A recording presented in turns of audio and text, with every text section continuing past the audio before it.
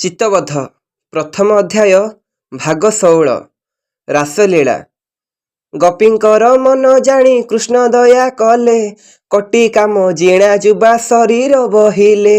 ମାୟାଧର ପୁରୁଷ ମାୟା ସେ ଆରମ୍ଭିଲେ, ଗୋପୀକେ ଶ୍ରୀକୃଷ୍ଣ ରୂପ ଧାରଣ କରିଲେ। କଦମ୍ବ ମୂଳେ ବିହାର କଲେ ଦେବ ହରି, ନାନା ରସେ ଗୋପୀଙ୍କ ହୃଦୟ କଲେ ଚରି। ଷୋଳଶୋଷ ଗୋପୀ ଘେନି ରଙ୍ଗେ କଲେ ରାସ, ପ୍ରତ୍ୟେକ ଭାବନ୍ତି ଏକା କୃଷ୍ଣ ମୋର ବଶ। 64 ବନ୍ଧେ କୃଷ୍ଣ ଗୋପୀଙ୍କୁ ମୋହିଲେ, ସମସ୍ତଙ୍କ ଚିତ୍ତ ଏକା ପ୍ରାୟ ତସ କଲେ। ରାସ କ୍ରୀଡ଼ା ଅନ୍ତେ ଗୋପୀ କୃଷ୍ଣ ମୁଖ ଚାହିଁ, ଦେଖିଲେ ଅଛନ୍ତି କୃଷ୍ଣ ଏକା ଉଭା ହୋଇ। କୋଟିଏ କନ୍ଦର୍ପ ଜିଣି ତେଜ ବିରାଜଇ, ଦେଖି ଗୋପୀଙ୍କର ହୃଦେ ମୋହ ଜନମଇ। ପ୍ରୀତି ସାରି ଆନନ୍ଦେ ବୋଇଲେ ଗୋପୀମାନେ, ଆଜୁ ତୁମ୍ଭର ସେବକ ହେଲୁ ଆମ୍ଭେମାନେ। ଏମନ୍ତ ଭାବରେ ଗୋପୀ ଆତ୍ମା ସମର୍ପିଲେ, ତାଙ୍କର ଅନ୍ତର କୃଷ୍ଣ ପ୍ରେମ ମିଶାଇଲେ। ଆହା କି ଆଶ୍ଚର୍ଯ୍ୟ ସେହୁ ଜଗତ କରତା, ତ୍ରିଭୁବନ ଅଧିପତି ଯେ ବିଶ୍ୱ ନିୟନ୍ତା।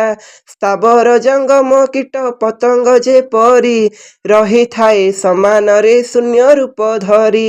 ଠୁଳ ଶୂନ୍ୟ ପରେ ବାସ ଅଟଇ ଯାହାର, ଯାହାର ମାୟା ବ୍ରହ୍ମା ଶିବଙ୍କୁ ଅଗୋଚର।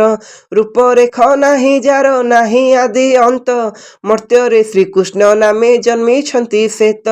ତାଙ୍କ ସଙ୍ଗେ ପ୍ରେମ ଭାବ ଆଚରଣ କଲେ, ଧନ୍ୟ ସେ ଶ୍ରୀକୃତ କହି ନହିବ ମୁଖରେ।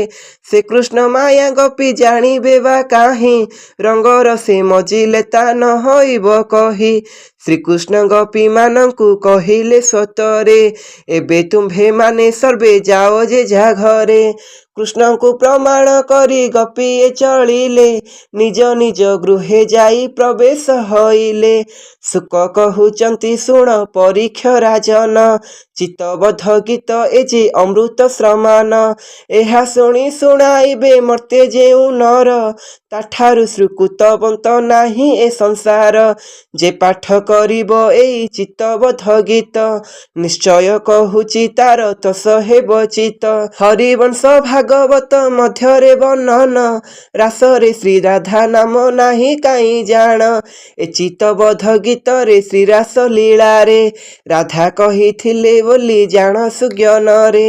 ରାଧା କୃଷ୍ଣ ଚରଣରେ ଦେଇ ଚିତ୍ତବୃତ, ଅଚ୍ୟୁତ ଦାସ ଲିଖନ କଲା ଏହୁ ଗୀତ।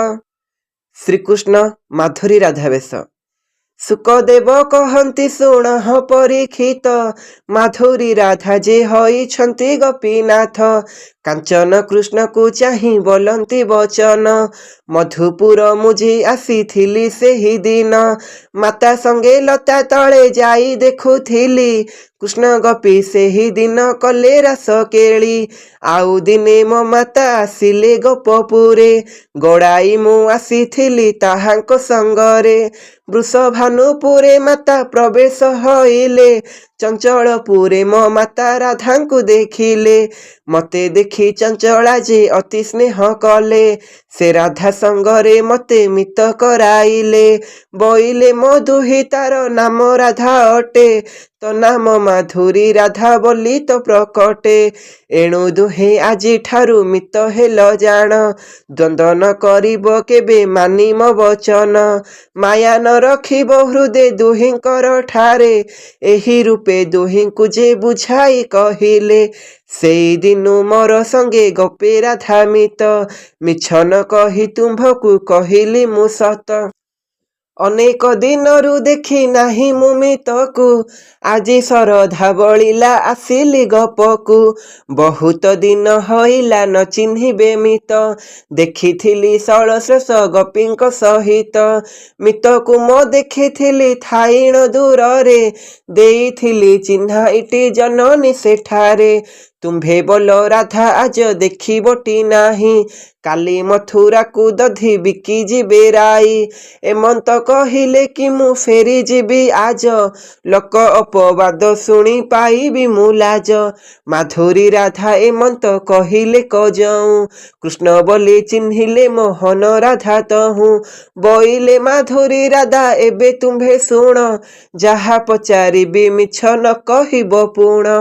ମୋ ଆଗରେ ଯେବେ ମିଛ କହିବ ଗଜାଣ, ସର୍ପାଘାତେ କ୍ଷତ ହେବ ତବେ ନିଚରଣ। ଆହୁରି କଥାଏ ସଖୀ ପଚାରିବି ତତେ, ମାୟା ନ କରିଣ ସତ କହିବୁଟି ମତେ।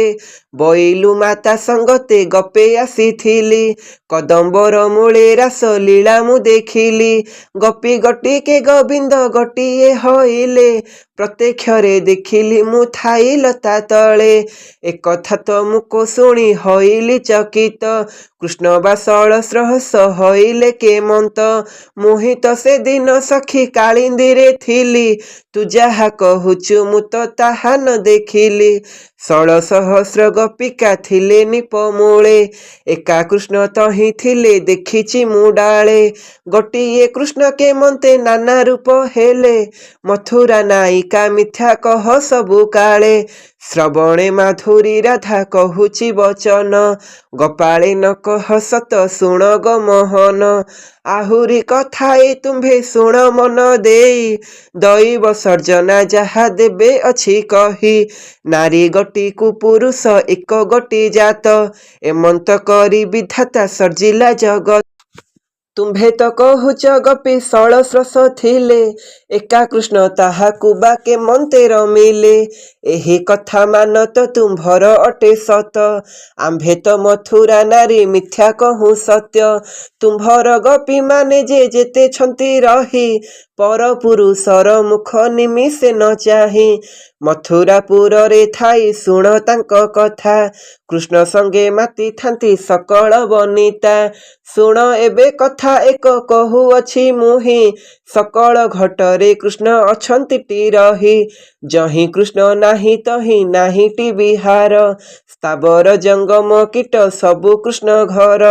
ଜନ୍ମଇ ଆପେ ଶ୍ରୀକୃଷ୍ଣ ପୁଣି ଗମରଇ, ପୁଣି ହି ଜନମ କରେ ମାୟା ତନୁ ହଇ। ସ୍ୱର୍ଗ ମର୍ତ୍ତ୍ୟ ପାତାଳରେ କୃଷ୍ଣ ଅଛି ପୁରୀ, ଶୂନ୍ୟରେ କୃଷ୍ଣ ସବଦେ ପଡୁଛି ଉଛୁଳି। ତୁମ୍ଭ ଦେହେ ମୋର ଦେହେ କୃଷ୍ଣ ଅଛି ରହି, ପର ବା ଅପର ତାର ଭିନ୍ନ ଭିନ୍ନ ନାହିଁ। ତୁମ୍ଭେ ତ ବୋଲଇ ଏକା କୃଷ୍ଣ ନେହୁଆନ, ସେ କୃଷ୍ଣ ରୂପର ରେଖ ନୁହେଁ ଭିନ୍ନ ଭିନ୍ନ। ଯହିଁ କୃଷ୍ଣ ନାହିଁ ତହିଁ ତିଳେ ଠାବ ନାହିଁ, ତୁମ୍ଭେ ତ ବୋଇଲ ଏକା ଗପେଛନ୍ତି ରହି। 16,000 ଗୋପୀଙ୍କ 16 ହେଲେ, ତା ନ ହେଲେ ଗୋପୀ ଏକା ସଙ୍ଗେ ବିହରିଲେ। ମାଧୁରୀ ରାଧା ବୋଲନ୍ତି ଶୁଣ ହେ ମୋହନ, ଗୋପୀ ଗୋବିନ୍ଦ ନୁହନ୍ତି କେବେ ଭିନ୍ନ ଭିନ୍ନ। ମାୟା ମୋହନ କହନ୍ତି ମାୟା ରାଧା ଆଗେ, ମୋହନ ମୁରଲି ମୁହିଁ ଆଣିଛି ଚରାଇ। ବୋଲୁଛ ଗୋପୀ ଗୋବିନ୍ଦ ଭିନ୍ନ ଭିନ୍ନ ନାହିଁ, ଶ୍ରବଣେ ମାଧୁରୀ ରାଧା ବୋଲୁଛନ୍ତି ବାଣୀ। ଯହିଁ ଥାଇ କୃଷ୍ଣ ତହିଁ ଚାହାନ୍ତି ଗୋପିନୀ, କଦମ୍ବ ମୂଳରେ ତୁମ୍ଭେ ଅଛ ଏକା ହୋଇ। ଗୋପୀ କି ଗୋପାଳ ତୁମ୍ଭ ସଙ୍ଗେ ଜଣେ ନାହିଁ, ତେଣୁ ସିନା ମନେ ମୋର ହଇଲା ସଂଶୟ। ବୋଇଲି ମରଳି ତତେ କିଏ ଦେଲା କହ, ପୁଣି ବୋଲୁଅଛି କୃଷ୍ଣ ଅଟୁ ଯେବେ ତୁହି। କହ ତୁ ମୁରଲି ଜନ୍ମ ସଂଶୟ ଫିଟାଇ। ଏ ବଚନ ଶୁଣି ରାଧା ହେଲେ ନିରୁତ୍ତର, କୃଷ୍ଣ ବୋଲନ୍ତି ଏ ବେଶ ଛାଡ଼ ନାରୀବର। ଏବେ ମାୟା ଛାଡ଼ି ମତେ ଦେଖା ନିଜ ତେଜ, ରାଧା ରୂପ ଛାଡ଼ି କିମ୍ପା ଏ ମୋହନ ସଜ। ମାୟା ମୋହନ ବୋଲନ୍ତି ଶୁଣ ମାୟା ରାଧା, ତୁମ୍ଭେ କୃଷ୍ଣ ରାଧା ରୂପେ ବୋଲାଇଛ ଶ୍ରଦ୍ଧା। କୃଷ୍ଣ ରୂପ ଛାଡ଼ି କିମ୍ପା ରାଧା ରୂପ ହେଲ, ନାରୀ ଫୁଂସି ଉଭୟରୁ ବାହାର ହଇଲ। ପୁରୁଷକୁ ନାରୀ ବେଶ ନୁହଁଇଟି ଭଲ, ପୁରୁଷ ହଇ କିମ୍ପାଇ ନାରୀ ବେଶ ହେଲ।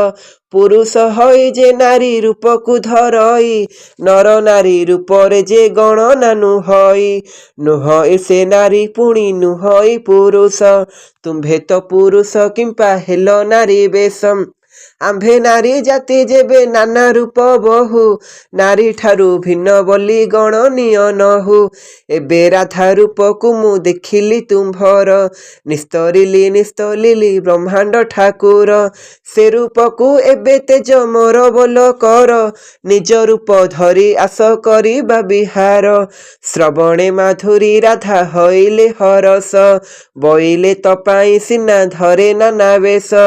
तुजे राधा रूप गुप्त करी अछु सही ए मोहर बेश तर महु अछि मही एबे तू मोहन बेश कर आलिंगन हस हस हई राधा बोलंती वचन राधा रूप तेजी तुम्भे कृष्ण रूप हुओ राधा रूप देखिबाकू करे जेबे स्नेह एबे मोर निज रूप देख बनमाली श्रीकृष्ण रूप देखिण कर रस खेली श्रीकृष्ण बोइले सखी एमंतनु हई तुम्भे कृष्ण रूपे थाओ मुहई बिराई तेबे सिना सुखे आजी हेबो रस केली शुणी मंद मंद जे हसती बनमाली मने विचारती कृष्ण रंगिया अटंती नाना रस बंधे सेहु जानती सुरती नास्ति कले मो कथा कि घेनिब कन्हाई हटिया नागर बड़ हट से जानई एमंत भावी कृष्ण को जाई कल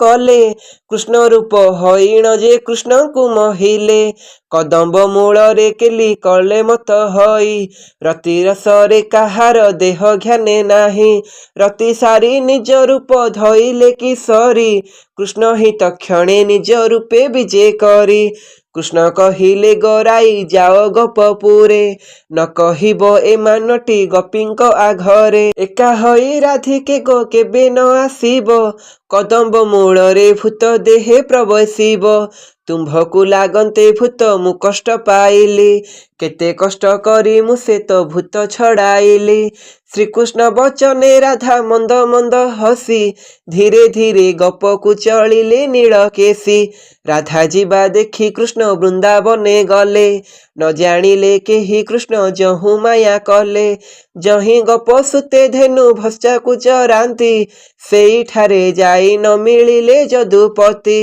बोलंती बलराम को चाही चक्रधर चालंतु गप को जीवा हेलाणी उछर एठारे बहुत तृण अछि जात हई काली ए स्थानरु गोरु आनिबा चराई कष्ट बाके गोपाल को डाकी हलधर बोलंती फेराओ धेनु जीवा गोपपुर धेनु घेनी कृष्णचंद्र गपे बाहुडिले नाना रंगे चालंती मुरली धरी करे गरज पड़ी न अंग दिशई सुंदर वृंदावनु बाहारे हईले वेणुधर।